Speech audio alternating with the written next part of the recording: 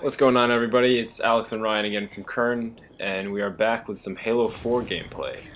Now, this is, I don't remember the map actually, and I got it on the midnight release, and I was waiting for either Alex or JD to be free so we could do a commentary for you guys. Now, this is a first look, for at least Alex, of the Halo 4 multiplayer.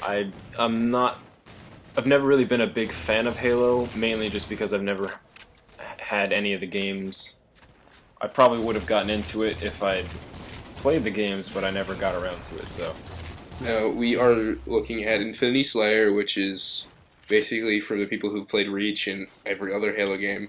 It's just normal, straight-up Slayer with armor abilities and a new thing that they added called Ordnance Drops. I think it's what they're called. If you look just above my armor ability symbol, you'll see a little cube with a half ring around it. That is the Ordnance bar, and it's the amount of points that you have dictate how quickly you can get an ordnance. You get to choose from 3 things. I think they're random, I think. Yeah, you get a few times in this game you'll get like a extra armor ability. I got overshield, yeah. And there's different guns. Railgun. I got the railgun. Yep. Yeah. So the way I see Halo 4 multiplayer as is becoming a little bit more Call of Duty-esque, where there's hit markers. There's definitely a lot more action, and it's much more fast-paced, but not as tactical. Right.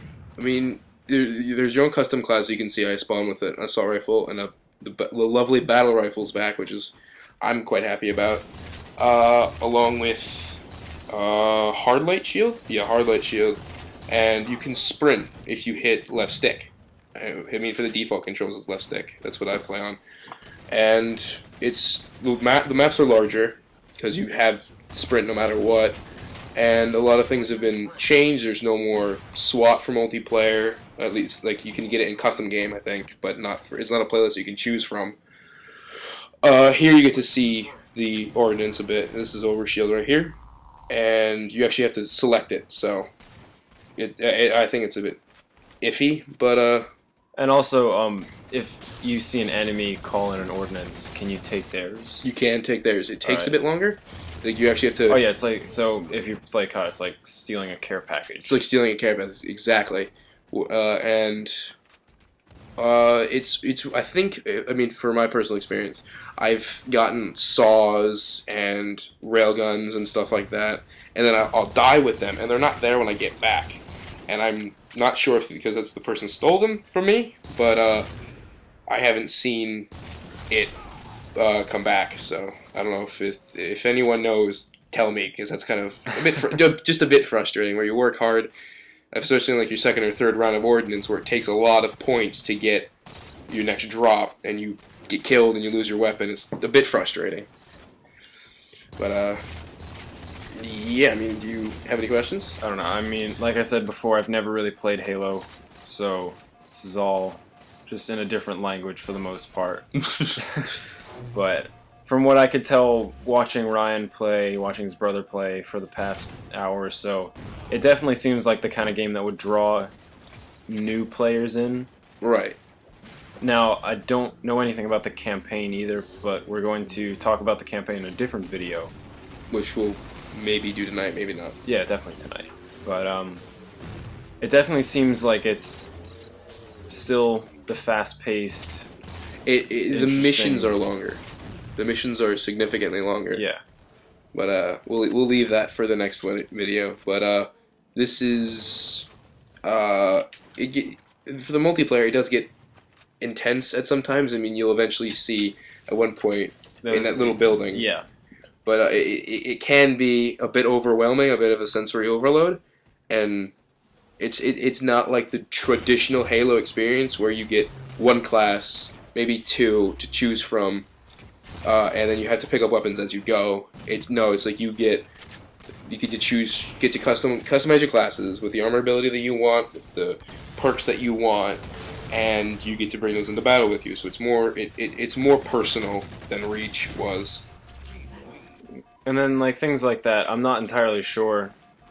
I mean, I don't have anything else to base it off of, but I'm not sure entirely if that's a good thing or a bad thing, because you're going to have people that are traditional Halo fans that would want to keep that same level playing field, but then there's also people like me who see the benefits for having customization and things like that, and I'm not really sure, but you'd probably have to play it to be able to tell the difference and whether or not you think it was a good addition. It's definitely different, which is Yeah. what 343 was going for when Bungie was no longer given the rights to Halo. Bungie took, not Bungie, 343 took over, and they revamped everything. And now there's things for assists, there's things for distractions, there's killing spree points. It's a little bit different than, I say a little bit, like there's no changes at all, but you get to see the railgun and like completely miss. But it feels different, but it feels like Halo. I don't know. It feels like Modern Warfare 2 and Halo 3 had a love child, and this is what came out, because there's there's hit markers. Like I said, it's just so much more Modern Warfare-esque and Call of Duty-esque than The past Halo games. Because you don't, like, you shoot someone in Halo 3, you shoot someone from a far away distance with a battle rifle, you have no idea if you hit them or not. Because there's no little tick marks that say, oh, yeah, you got this guy, so. Which I think, like, certain things like that, I would definitely agree on that, like, the inclusion of that, but then again, there's always going to be...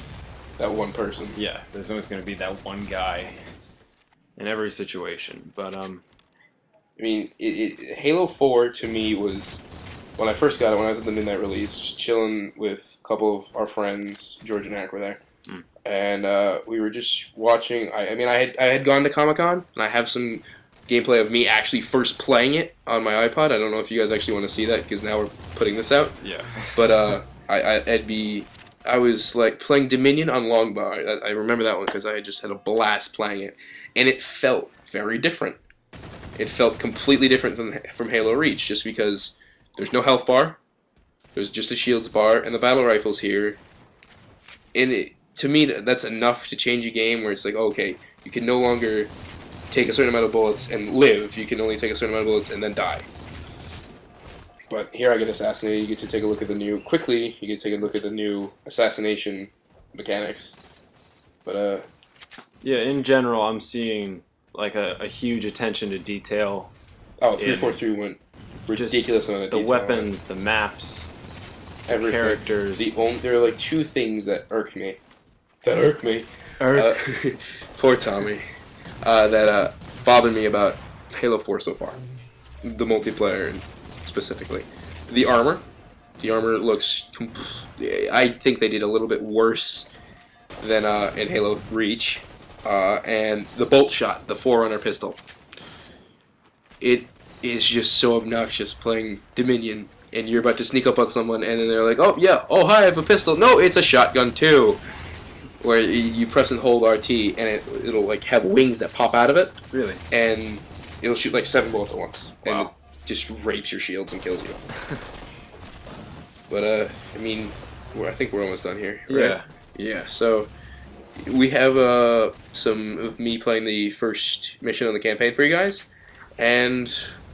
Yep, that's pretty much our first impressions, first look at the multiplayer for Halo the 4. new Halo 4. The new Halo's 4's. New Halo's 4's, what?